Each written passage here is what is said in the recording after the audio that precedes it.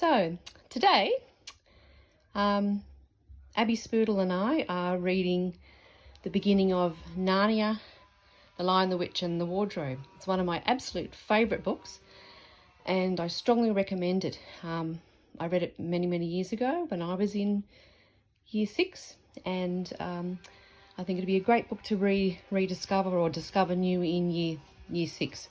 And what better thing to do when you're having a break from work than to read a good book. So let's get into it.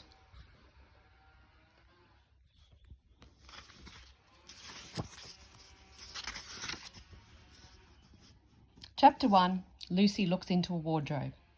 Once there were 4 children, whose names were Peter, Susan, Edmund and Lucy.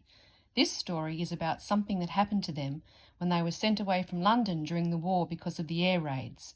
They were sent to the house of an old professor who lived in the heart of the country, 10 miles from the nearest railway station and 2 miles from the nearest post office.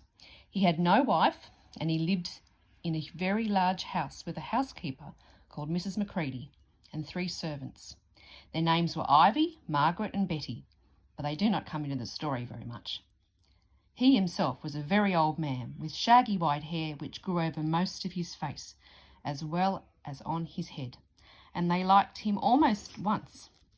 But on the first evening, when he came out to meet them at the front door, he was so odd-looking that Lucy, who was the youngest, was a little afraid of him, and Edmund, who was the next youngest, wanted to laugh and had to keep on pretending he was blowing his nose to hide it. Well, I can see Abby's enjoying the story. This is definitely going to be a book to keep reading. See you later.